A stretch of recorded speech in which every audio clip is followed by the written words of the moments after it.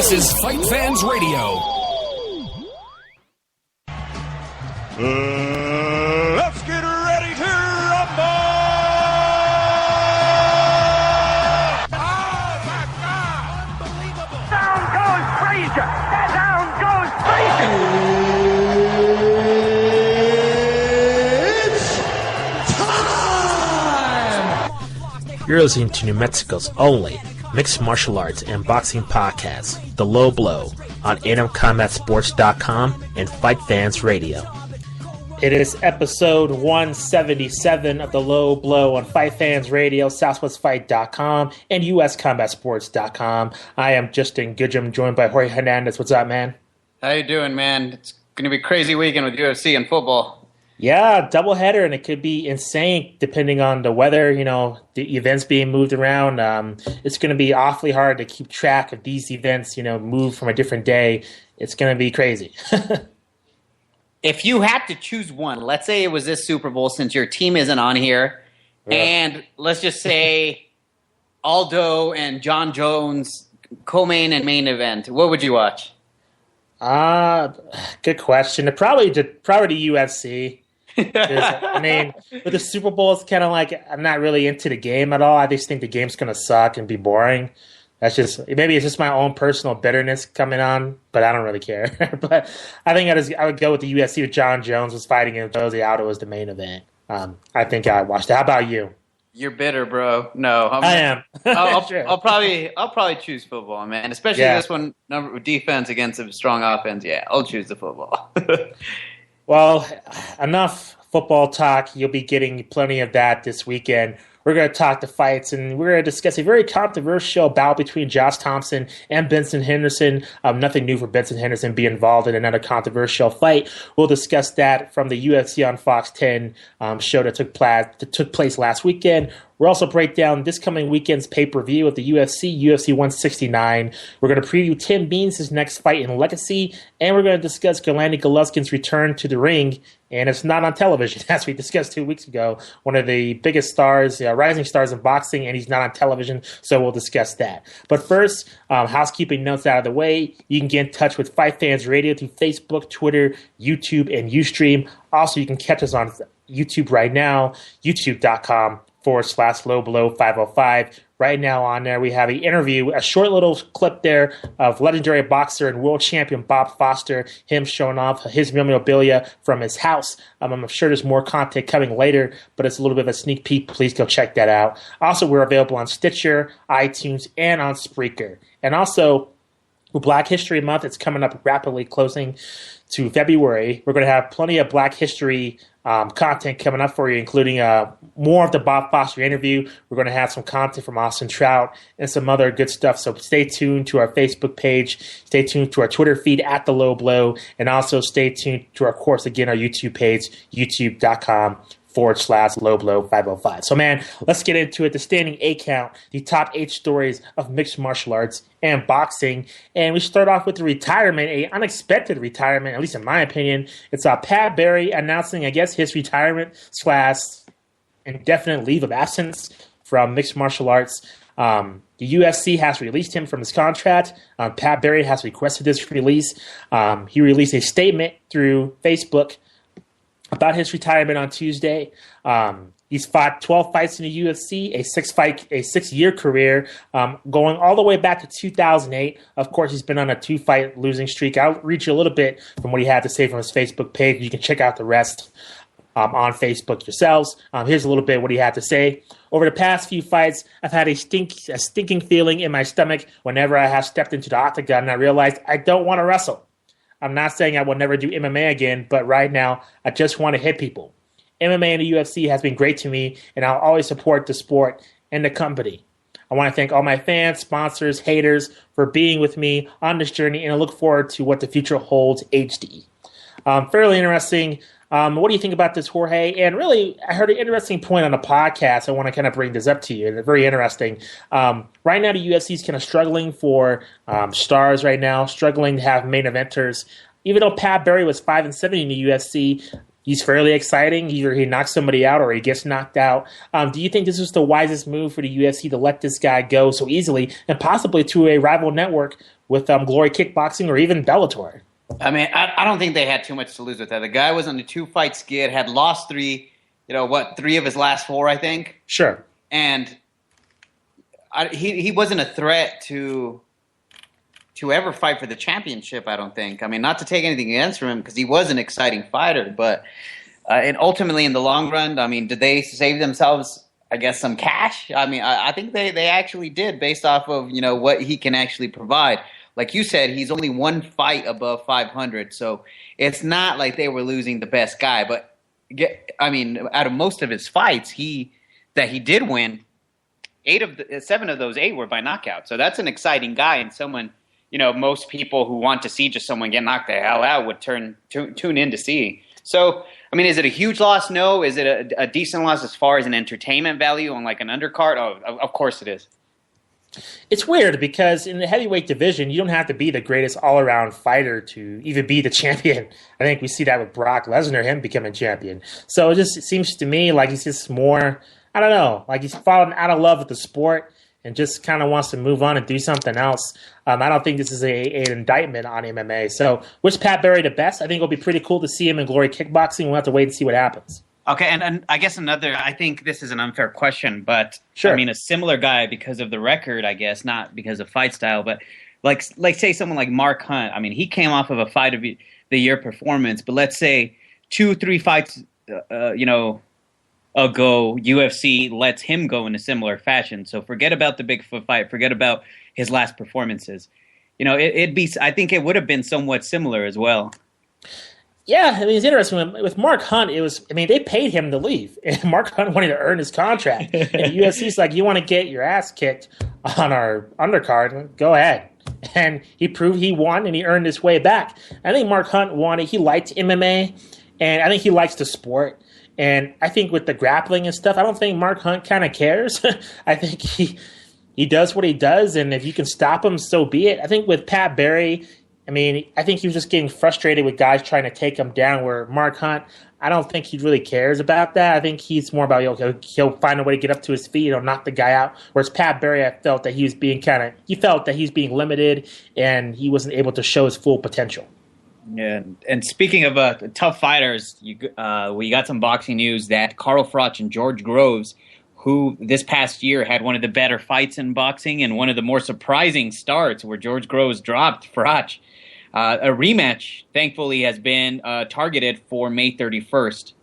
So Eddie Hearn, for people who do not know who Eddie Hearn is, just think of the devil promoting fights. That's what Eddie Hearn is. This guy freaks me out just because you never know how a fight's going to be rigged in the UK.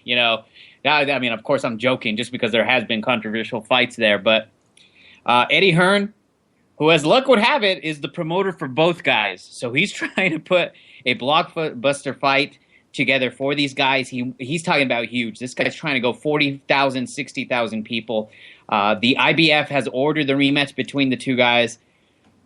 There's 4 venues that are being considered: the Etihad Stadium, the Emirates Stadium, Old Trafford, and the City Ground. If you are a hardcore soccer fan, you know the cities those are in. I only know of one of them. So definitely England. This is the biggest fight that could happen in England as of right now, unless Amir Khan fought out there, of course. But pretty exciting fight that did happen last year. A lot of ups and downs and swings. As far as a drama perspective, that was one of the fights of the year, I think. But definitely a good sign that these guys are going to get back in the ring. And it's good to see that boxing is alive and well in the UK if they actually think 60,000 people will show up at a fight. Yeah, it's so weird how people perceive boxing, man. Like, it's just this, I don't know, it's sickening to me that, I'm a boxing fan, of course, but you're much more hardcore than I am. And it's just, the mainstream perception is that this sport only has 2 stars, and that's far from the truth. You're seeing these big arenas, 40,000, 30,000 around the world being filled here. It's just a ridiculous statement. Hopefully, this excitement in the UK could kind of translate over into the States, not in terms of them fighting in the States and drawing a big crowd, but at least drawing some kind of casual attention. I mean, this would be a pretty big deal just in the world of sports. No, it definitely is. And, one of the one of the TV stations, meaning HBO or Showtime, I'm wondering if either one is going to pick this fight up, just because they didn't pick up the first one. They did show it late night on a couple of networks, but no. I mean, I wonder who's going to pick this one up. Well, I hope so, because it seems like it'd be just a spectacle just to see. Even with the Klitschko's, I mean, even though the fight sucks, just the ambiance, the entrances, I mean, it's a spectacle just to watch that at least. It's something different in the UK. That's a different type of crowd out there. Yeah, no doubt. Let's get to some drama here, and it involves Chael Sonnen and Wanderlei Silva. Apparently, they're involved in a fight on the Tough Brazil 3 set. Looks like Dana White, when he was talking to a small group of reporters the other day, discussed a fight that broke out between Chael Sonnen and Wanderlei Silva. If you've been following this on the internet, you know that this fight will be going down in the springtime, and that this series will start streaming on UFC Fight Pass in March. Interestingly enough, I mean, once these guys got to the training facility in Brazil, in Sao Paulo, they pretty much hated each other. According to the Wrestling Observer podcast, which I listened to the other day, Meltzer pretty much broke it down like this. Pretty much, Wanderlei Silva's been pretty much talking a lot of trash against Chael Sonnen. He's cutting one of those kind of pro wrestling promo videos that he's been doing on YouTube. Wanderlei Silva was, and I guess Chael Sonnen caught him doing this. Of course, they got into it. They got into a physical altercation. One of Wanderlei Silva's coaches actually got involved and hit Chael Sonnen on the back of his head. They broke it up after that, and I guess Chael Sonnen has some knots on the back of his head. So I guess, according to Dave Meltzer's account and according to the story online, Chael Sonnen got sucker punched while involved in this altercation with Wanderlei Silva. So it's interesting, man, that this series has a lot of drama, yet this is on the UFC Fight Pass. I mean, the fight is the fight. These guys hate each other, whatever. But in terms of the drama, this is good TV. Why do you think this is on the streaming service instead of on, Fox Sports? I mean, right now we're seeing tough nations, UFC versus Australia, which really no one cares about. I mean, you have, with this Fight Pass Ultimate Fighter, two coaches that hate each other and plenty of drama. Why isn't this on network television? I have no idea, man. Obviously, it's the UFC. The UFC trying to make some moves as far as making money off the side. But I would love to see that. I mean, I'm not the biggest Chelsea fan. I mean, it is entertainment value. But if something like that does happen, you wonder how many fans are going to lean toward Chael because Silva and his team, ended up jumping him in a way. Yeah, just bizarre. I mean, Dana White has tons of headaches. I mean, he said it himself, since he's not down there to really kind of watch over things, I think things have kind of gotten out of control, and I think you'll see, a tighter leash on, these shows, because I don't think Dana White really likes the coaches getting into these physical altercations. Yep, and we go back to the opposing and the war of TV channels known as HBO and Showtime. There were numbers that were released for the two networks debuts of boxing this year. And I don't think it surprises many people, but HBO trounces Showtime in this head-to-head battle in the first weekend of boxing. So the HBO event, which featured Mikey Garcia and Juan Carlos Burgos, Mikey Garcia, one of the top 10, I'd say, pound-for-pound guys in boxing, was in action. That did a lot more than Showtime. Showtime's opening bout with Lamont Peterson and Jerry Jean only did 390,000 compared to 777,000 for HBO. I don't think it should be too surprising. Lamont Peterson's coming off, some trouble with testing positive for certain things, and then his opponent wasn't very well known. And Mikey Garcia and Juan Carlos Burgos I don't want people to think that Juan Carlos is just a walkover. He wasn't. He's a tough fighter, only had one loss before this. So for Mikey Garcia to almost double what Showtime did, it wasn't a surprise for me just because of how lackluster Showtime's main event was. Sure. Let's get to a couple of more MMA notes here, and then we'll move on to 2 rounds. One note is that Travis Brown, Jackson's trained MMA fighter. He's been on a roll. He looks like he's going to fight Fabricio Verdum on the next UFC on Fox main event. That'll be UFC on Fox 11. That will be taking place, let's see here. Looks like April 19th from the Amway Center in Orlando. So, it's a rare event in Florida. I mean, it's weird because UFC used to go to Florida fairly regularly. Now they hardly ever go there. He was 3-0 in 2013, had a fantastic year. So this is really a huge fight for Travis Brown, and certainly if he wins, he's the number one contender for the heavyweight title. For Doom as well, looking to get into that title hunt. One more thing, Juliana Pena, it was reported a couple of days ago that she was pulled out of her fight against Jessica Andrade, the UFC 171, because of a knee injury.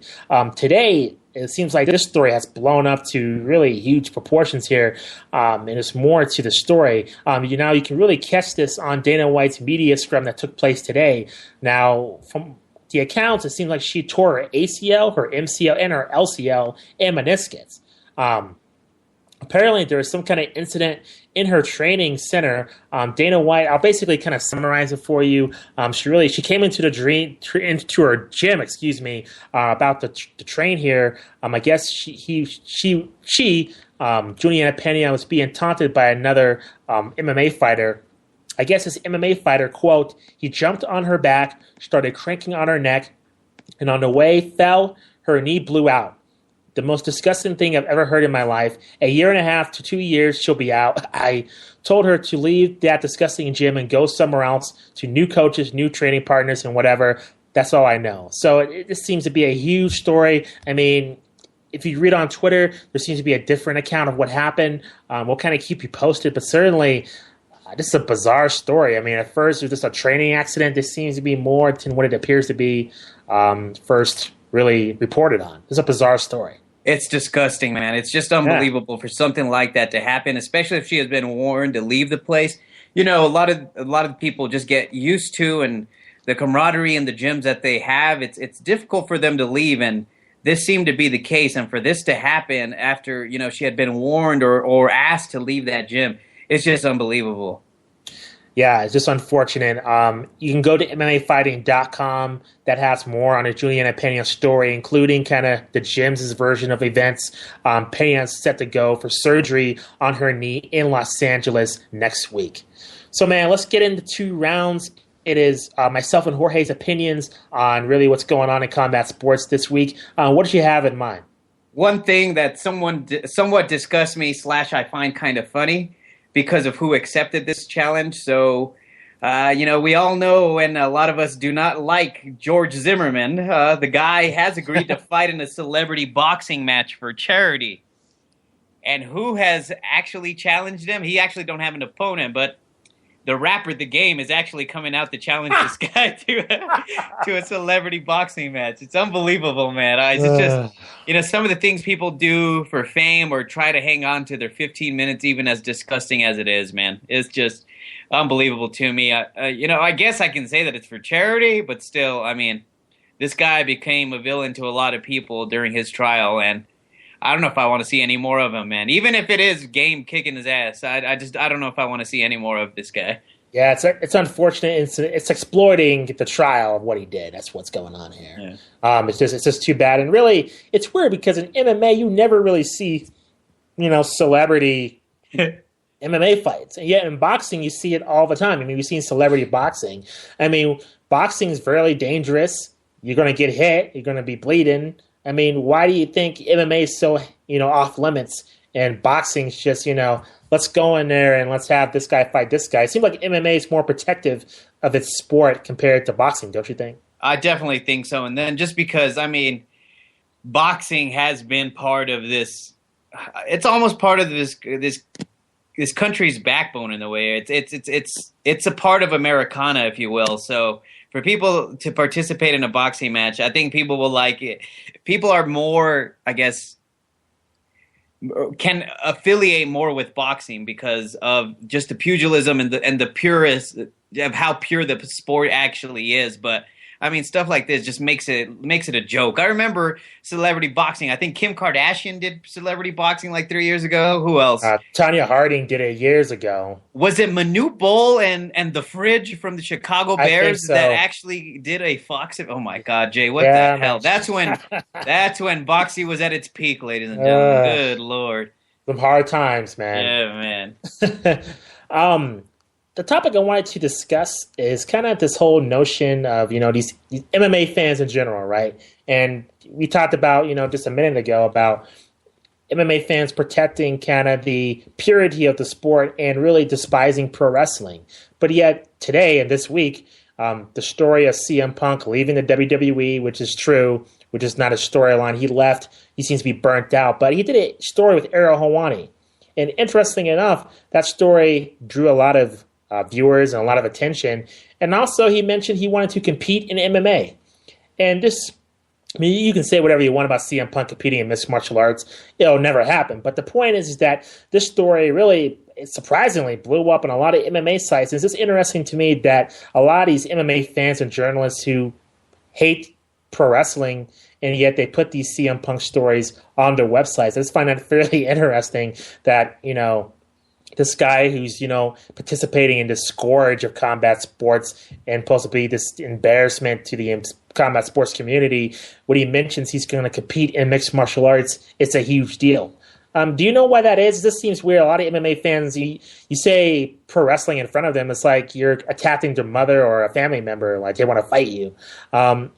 But now, whenever even Brock Lesnar's the same way, any kind of pro wrestler who jumps into MMA, it's big news. Why do you think that is? As far as you talk about how people don't want to be affiliated with pro wrestling, I think, or the sport of MMA, I'd say it's just because it's viewed almost as a sideshow. That's what it's viewed as. And when people are, the ignorant people is more what I'm actually going along with, that just don't know what the sport of MMA is. If they know, most people know professional wrestling. So when they affiliate or they think MMA, they almost affiliate it with that. So it's just, I don't know. It's of course it's ignorance that comes from a lot of people. And as far as you mentioned CM Punk being mentioned on all these blogs, I've fallen off wrestling the last decade, Jay. Sure. I occasionally tune in if something interests me, but CM Punk, would you say he's top 5, top 10 when it comes to the names of boxing of wrestling? And that's why a lot of these blogs or reporters actually do flock to it, because let's not forget, wrestling is a crazy niche sport, man. The amount of passion that the hardcore fans have, it's just unbelievable. And it's international, despite the fact that the WWE, it has a lot of international stars, but it's basically a U.S. base. Yeah. The amount of fans it has worldwide, it's unbelievable. So for some of these websites or blogs to cover this, it's because of that, because it's going to drive traffic to their website from those types of fans. That's a good point. And it just seems to me like those same people would automatically just attack pro wrestling and just hate on it. And they want to put CM Punk on a website. But I want to answer your first question. I'm biased with CM Punk. I pretty much watched him his entire career, from the indie scene to the independent shows around the country to what he is now. So I followed his career for the last, I say, 10 to 15 years. I think now, in terms of I guess in wrestling history, it's so tough to kind of, I don't want to go off on this whole wrestling tangent, but I'll put it like this to you, Jorge. At the jobs we work, or I guess any job in America, you're rewarded for how well you work. Your hard work is rewarded. In MMA, you win fights, you move up, you fight for the title. In pro wrestling, it's not like that. With CM Punk, he's very talented. He can talk, he can wrestle, he can sell merchandise, but yet he's been held down his entire career, and that's because of the corporate structure of WWE, and they continue to do that with their superstars. So to say this guy's a bigger star than that guy, it's not really fair to say, because you really have two people controlling the opinion of how they can run their company. It's not based on how much you can earn or how well a guy is talented. It's based on really the perception of you and how well one man thinks you can draw. And I think with CM Punk, he's been hurt, he's been banged up with injuries, and I just think he's burnt out. And I think right now, if he was treated the way he should have been treated, he could be one of the biggest stars in pro wrestling. But I just think because he doesn't fit that mold of what a wrestler is, he's been kind of held back. So that's basically kind of the knit and skinny of things. I don't want to get into this whole pro wrestling discussion.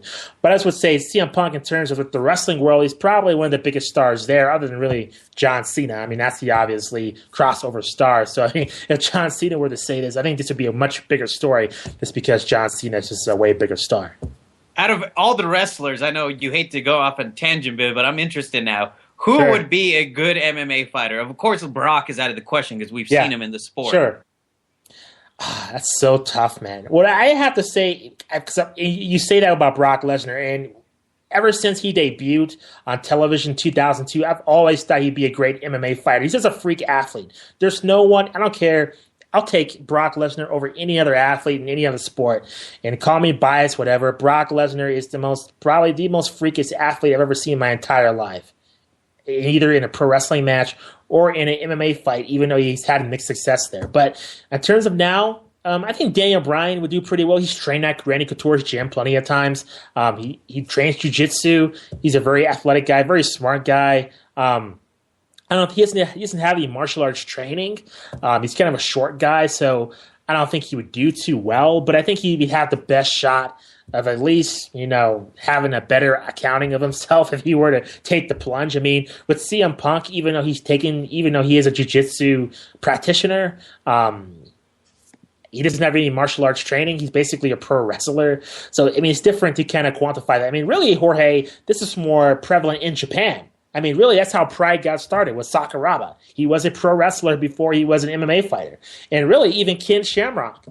I mean, I found out on a podcast a couple of weeks ago that he was a pro wrestler before he fought in the first UFC. He did pro wrestling first. And so in Japan, though the lines are blurred and it's more crossover there and it's more accepted, there's really no problem. But in America, people just freak out.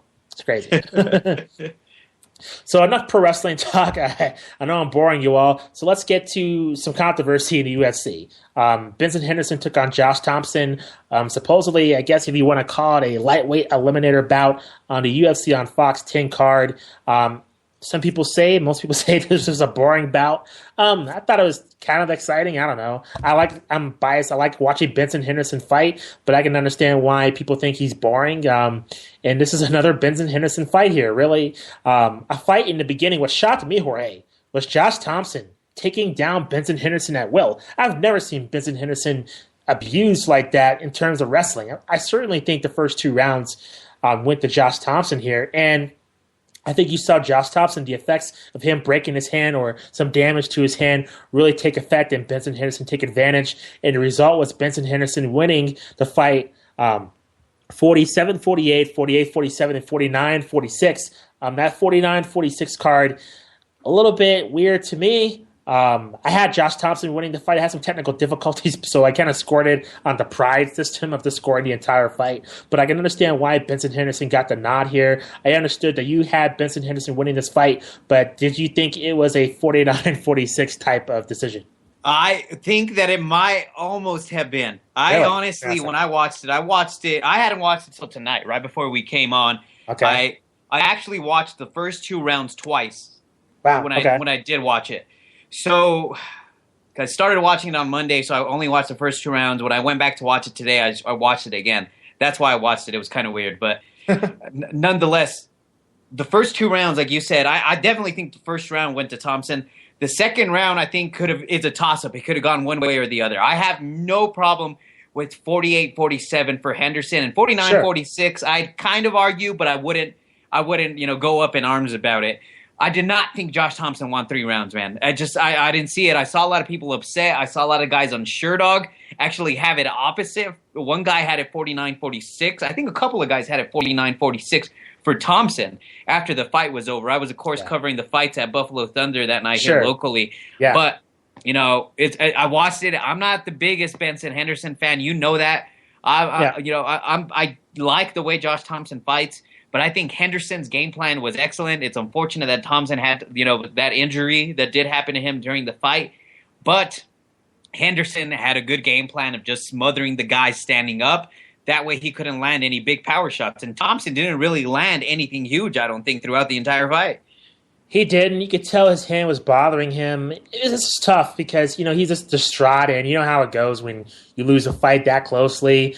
You want to quit, you want to give up. But really, for Josh Thomson, I wouldn't feel too bad other than he got hurt. To me, this fight was close.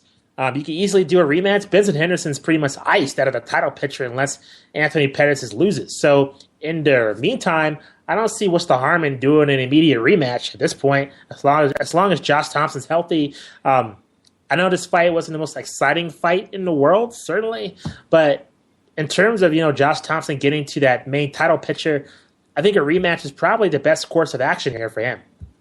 Yeah, that makes sense. I don't know how many people, would want to see the rematch. True. Yeah. There's one thing that's for certain. The rematch will be more exciting than their first fight. I was not thrilled by this fight. I know you found it entertainment. I mean, I guess you could say that it was somewhat technical as far as, the grappling and just the positioning that both guys had. But as far as action, meaning power shots and combinations, this fight did not have it. Well, I think with Benson Henderson, when it busts a lot of people, what frustrates me, even though I think Benson Henderson's a fantastic fighter, is that he just seems to want to skirt out victories sometimes. He doesn't want to go for the kill, and that's frustrating to watch. And I don't blame you, Jorge. And I think, he said himself, "Oh, I'll take a win any way I can get it." Then he better not complain about A, being robbed about a title shot, or B, being robbed in terms of bonuses, in terms of being ignored for title shots, in terms of being a draw. He better not complain. He better keep his mouth shut, because when you have these close fights and they're not that exciting, people don't want to see you. So I don't want to hear him complaining about, oh, the UFC's not pushing me or they're doing this or that, because honestly, it's his own doing. No, and I completely agree with you. It is his own doing. And, for this guy to be considered one of the top, he'll never be a top pay-per-view draw, man. Out of all the guys, I mean, it's going to be difficult to put him as the main event on a pay-per-view unless he's fighting Anthony Pettis again. Yeah, I mean, I would say he'd be a decent draw. Let's say if he kept the belt and beat Anthony Pettis, clearly. But clearly that didn't happen. And so unless something drastic happened to me, he barely made 150. He barely made the weight limit at 155. I mean, he weighed in at 156 and he had to use the towel. I mean, to me, you see how big his thighs are. I think eventually he's going to be a 170 or eventually. I don't think he'll be able to make 155. I mean, you take a look at this fight. I mean, Josh Thomson was throwing him all over the octagon. That was kind of concerning to me. I've never seen Benson Henderson dominate like that on the ground. I think in him being submitted so quickly by Anthony Pettis, I'm kind of concerned about where Henderson's head's at, even though he won this fight. No, I'll completely give you that. It'll be interesting to see if he is matched up again with Pettis, especially after losing 2 consecutive fights to him, how his mentality and how his game plan would change in this fight. Yeah. Let's talk about the rest of the card. You have Stipe Miocic defeating Gabriel Gonzaga. You have Donald Cerrone with a huge head kick over Andrangio Martins. Jeremy Stevens beat Darren Elkins, really underrated fighter in Elkins. Jeremy Stevens looked really good in that. And really a huge upset. Alex Caceres defeated Sergio Pettis by rear naked choke in round 3. This fight got fight of the night and it forced Sergio Pettis to get surgery on his eyes. So I guess he'll be able to see next time he's in the octagon. But what caught your eye on this card, as Eric brought up to us off air? I think this is the first time in I think UFC history that there is 3 head kick KOs on a UFC show. Anything that caught your eye on the show? A lot of people were saying this was a boring card. Really, in terms of the way it was laid out, certainly the weakest UFC on Fox card to date here. Anything that really caught your eye? Donald Cerrone went back in time for 4 or 5 years, man, with that combination that he had. It was just so beautifully placed. The feints that he had to set that up with the high kick, man, it was just beautiful. It was like just the positioning of it was perfect. The way he caught Adriano Martins on the side of the head was a thing of beauty to see him set that up, and it was a good win for Cerrone. We talked about him last week if he would ever potentially be in line to ever fight for a title again. I said no. The only way now that I think of it is if he has some exciting, victories like this. He's coming off a submission victory, now a KO victory, and it was just beautiful to see. I mean, it was when he fought Melvin Guillard, he landed a head kick and then a punch on him as well. But it's just we haven't seen that type of precision from him since maybe his WEC days, man. Well, I've always said Donald Cerrone, he has the talent, but I think he's his worst enemy. I know that's cliche, but I just think, he's had all these personal issues and just, his lifestyle somewhat and his training style. I mean, the talent is there. I mean, obviously, his cardio's there. I think certainly the most disappointing fight was when he fought Nate Diaz. I just thought that was such a shame because I think he could beat Nate Diaz. I think he's just as good of a fighter, if not better than Nate Diaz, and Nate Diaz pretty much out-kickboxed him.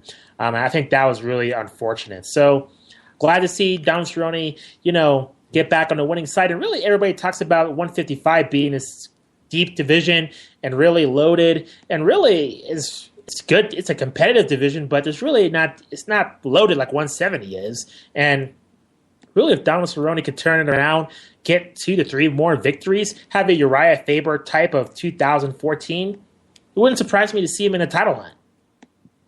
No, and it wouldn't surprise me either. It's just, in the hunt, necessarily fight for the title. I don't know if I see that, man. Yeah, things have to go well. They do. Everything has to go well. Here, Sure. I mean, I hate to say this. Things have to go well, and people are going to have to get hurt. It's a weird thing to say, but that's what I think Cerrone's going to need if he ever is actually going to fight for a title. Sure. Let's get into some boxing results real quickly here. Took place this past weekend. Lamont Peterson defeated Jerry John in 12 rounds. Here are the scores: 118, 117, 116, 112, and 115, 113. And that was for the junior welterweight championship. So Lamont Peterson retains that belt. Peterson moves to 32-2-1, 16 KOs, and John removes to 25-1. Interesting enough, Jorge, I don't know, you watched this fight, but this clip made the rounds online of his trainer slapping Lamont Peterson. What did you think of that? It's a tough attitude. His trainer, he's actually been with since he was very young. I mean, if people don't know the story behind the Peterson brothers, they were actually homeless when they were growing up. They started boxing. A lot of the boxing family there in D.C. did take them into their homes, and especially the trainer that they have now. And it's pretty tough love that comes out of him, and it's love. And like I said, it's just because he took these guys into his home when they were young, when they needed someone, a father figure, because they did grow up homeless. And it didn't surprise me. It's just the fact that what surprises me is that it has to get that intense. yeah, especially to lay your hands on your own flesh and blood there. Mikey Garcia in New York defeated Juan Carlos Burgos 119-109, 118-110 twice to retain the junior lightweight title. Here's Dan Raphael's statements on his fight. Quote, what a terrible fight. It was bad mainly because Burgos made it a stinker, but Garcia wasn't exactly trying to go after it either in a slow-paced bout. So what did you think of this fight, man? So do you think this hurt Mikey Garcia at all, or do you think it's just he just got the W here, let's move on to bigger and better things? No, I think it hurts him. It hurts his momentum. I mean, he was coming off 2 pretty good TKOs. His last, I believe, 8 fights, 7 of his 8 before that had been by knockout. The one technical decision Orlando Salido was because of all the damn headbutts that Salido was causing in that fight. So that's why that fight had to be stopped early. But, he was a KO train up to this point. And it's kind of, you just don't know if it's going to be something that, I guess, boring fights out of Mikey Garcia. Is this something that's going to continue as the competition gets better? But one major thing that did happen in this fight. Here's the thing. He won. He won convincingly. So he did what at least at the minimum he had to do. Mm-hmm. But the thing afterward was, HBO didn't show this, but the Mexican television station did interview Mikey Garcia after the fight in the ring. And then they brought over Yorkis Gamboa, who was there. Before the fight, 50 Cent, who's Yorkis Gamboa's promoter, correct. They both walked in. They did some interviews with, most known here, video blogger Eli Sekbak, and he asked him, "Hey, what are you guys doing here?" He's like, "I'm here to pick a fight." So what did he do? Yorkis Gamboa walked in the ring. He challenged Mikey Garcia, and it wasn't like a rude challenge. It was a respectful, "Hey, you're a great champion. I'm a great champion. Let's do this." But I think Mikey Garcia and his camp kind of were offended just because it was after one of his fights where he was victorious, and no one invited Yorkis Gamboa to go up there.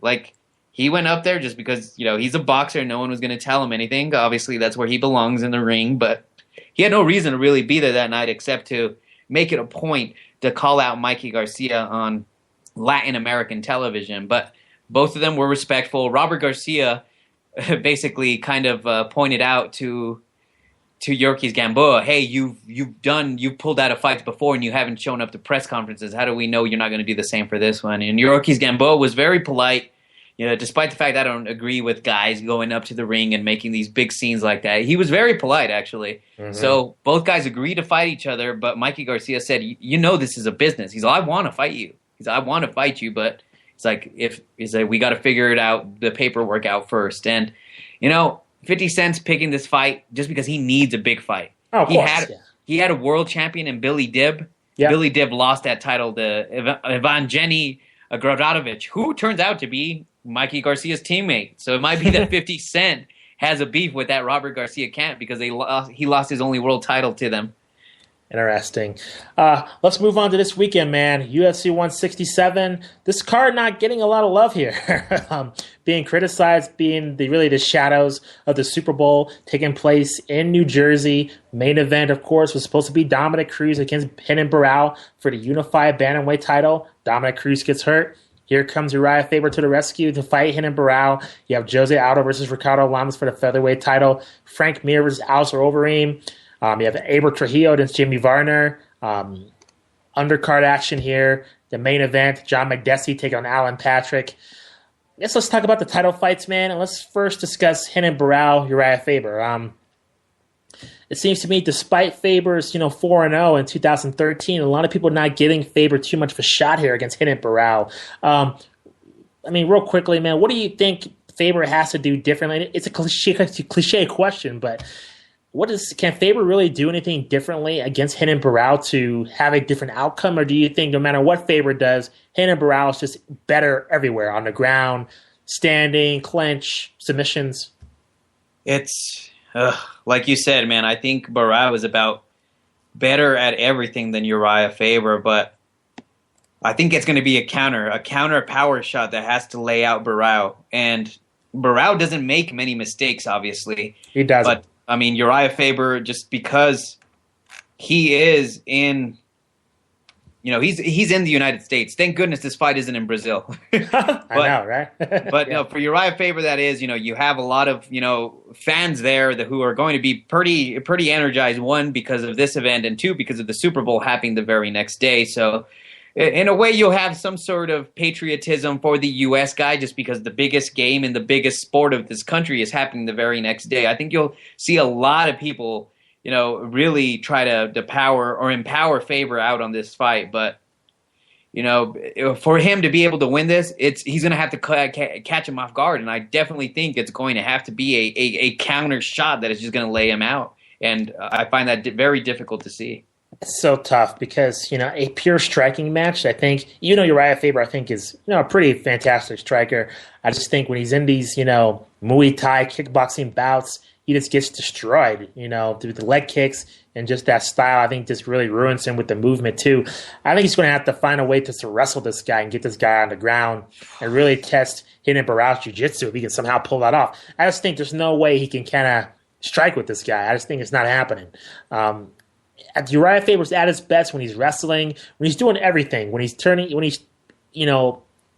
the sport together, with the grappling, with the takedowns, with the submissions, with the strikes. That's when you see Uriah Faber at his best, not necessarily just, striking with a guy the entire time. But that's why I'm really picking Renan Barão, even though I'm a big fan of Uriah Faber. I love watching him fight. He's one of my favorite fighters, but I think it's going down this fight, and I think it's probably going to be a lackluster 5-round decision. How about you? You know what, man?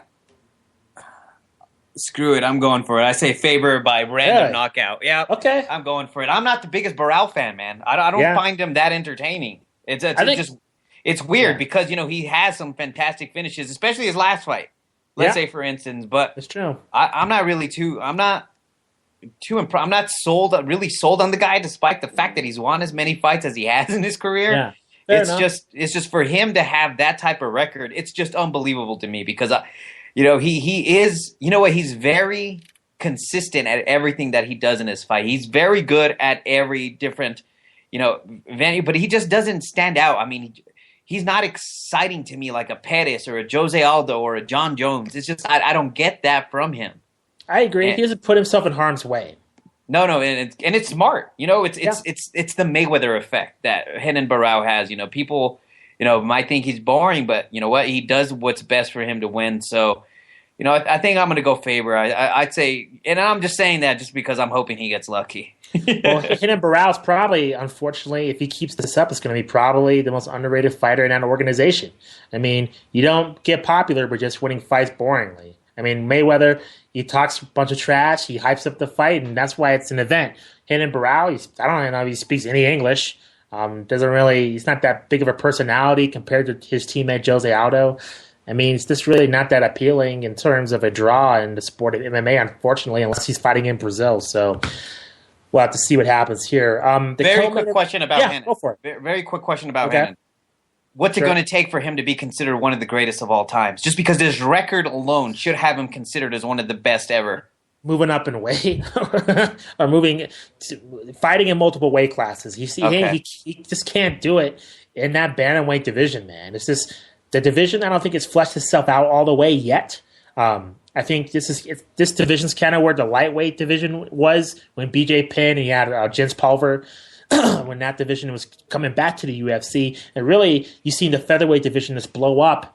I think you'll really see Jose Aldo, if he stays in the featherweight division, start to catch his stride because the featherweight division's really gotten exciting. So I think with the bantamweight division, I don't think it's there yet.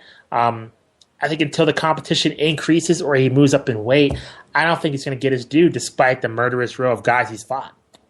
No, and going up in weight, I think will definitely be something that adds to his career. Jay, he's 26 years old. Yeah, that is crazy. He's a phenom. If this guy was American, yeah. Oh yeah, no. Oh, it is. Yeah, exactly.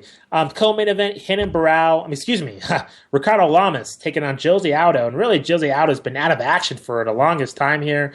Ricardo Lamas has been asking for this title fight. I know you'll be in agreement with me that I think, Cub Swanson's certainly in the mix as number one contender, but Ricardo Lamas certainly, deserving of this title shot, especially since he beat Cub Swanson here. Take a look at, Ricardo Lamas' last 4 wins. Eric Koch, Hasi Hayoki, Cub Swanson, and Matt Grice. Really, 3 of the 4 of them by finish. 2 TKOs and 1 submission. So really impressive by Ricardo Lamas. But he's taken on really a killer in Jose Aldo, and something that we discussed with Renan Barão, lacking that killer instinct. Here you have Jose Aldo, who's just a killer when he's healthy and when he is really engaged into this fight. So do you think Renan Barão, I don't know why I keep calling him Renan Barão, but do you think Jose Aldo, is in any kind of danger of losing this fight to Ricardo Lamas? I mean, we all hear about how Jose Aldo struggles in the later rounds with his cardio, how he struggles even to make weight. That's certainly in question. Aldo hasn't fought since August of 2013. What do you think of this fight, Jorge? Do you think Lamas has any kind of a shot here? I don't. I think this is where we see the old Jose Aldo, I hope. The one that was entertaining everyone and just blowing people out of the water. I think Lamas is just tailor-made for Jose Aldo to give us an entertaining outing and remind us of why he's one of the top 3 guys pound for pound in the sport. I think he's just too athletic for him, and Lamas, despite the fact you brought up some of the impressive victories that he does have, no disrespect to the other guys, but they're not Jose Aldo and just this crazy athletic specimen that he is. And I see Jose Aldo. If he's at 100%, it ends within the first 2 rounds. Yeah, I agree. I think Lamas, unless he's just not aggressive, and we've seen guys in title fights, right? They change their style, and either A, the fight just sucks, or B, they just go out of their game plan and they just get nervous and they lose. So I think with Lamas, he's kind of an aggressive fighter and takes some risk. I think you're right, Jorge. That's tailor-made for Jose Aldo, and I see a SportsCenter top 10 moment with Jose Aldo probably knocking Lamas out within the first 2 rounds, like you said, man. And then who's next? And then who's next from? Then he moves up in weight and fights Anthony Pettis. That's the latest talk, and I guess we should bring that up. Dana White's not opposed to putting that fight again back together. That fight was supposed to take place, last summer, but Anthony Pettis, once again got hurt, and that ruined plans. So, Jose Aldo, if he wins this fight, he's not opposed to moving to 155. Personally, just because of the weight cutting, he'll probably end up just staying there and just vacating the featherweight title and just personally just fighting in the lightweight division. What do you think about Jose Aldo, just beating Lamas and just, moving to the lightweight division? No, I would love that. I would love to see him test himself. I think, Jose Aldo has proven all he has in his division. As far as moving up, originally, correct me if I was wrong, but from what I remember, was it not Pettis that was going to come down to 145 to fight? Oh, that's right. My bad. Yeah. Which way would it go? Is it that both guys aren't scared to go to the other's division? Supposedly, I just know Jose Aldo for sure has weight cutting issues, so it makes sense for him to move up to lightweight. What happened? You're right, Jorge, because I think at the time Pettis was not champion.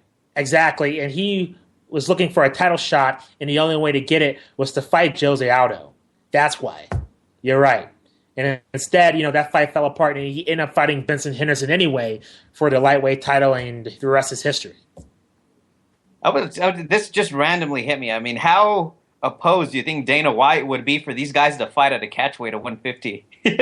I know it's not common in MMA for the two guys to do that. In boxing, it's pretty common for champions to meet in a different weight divisions to meet at a catchweight, but I don't ever see it happening. I don't think Dana White would ever allow it, but why would Aldo do that though? It's just, he could barely. Why just make the full move? To me, it doesn't really make any sense unless he wants to be featherweight champion, unless he wants to keep the belt. And I think with Aldo, the toughest guy right now besides Ricardo Lamas is Cub Swanson, and he flying.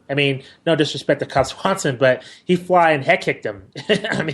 You saw it with the flying knee. One of the most spectacular knockouts of his entire career was that fight against Cub Swanson in about 15 seconds.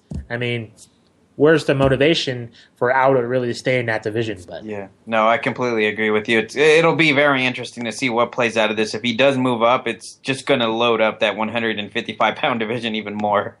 Real quickly, this has been pegged as kind of a loser leaves town fight between Frank Mir and Alistair Overeem. The division's so weak and there's been so many injuries, so who knows? Quickly, your pick and really the kind of fate of the winner afterwards. Jesus. I'm not a huge fan of either one of these guys, but the way I saw Mir in the last fight, I don't know if I don't know what Overeem is going to show up in this fight.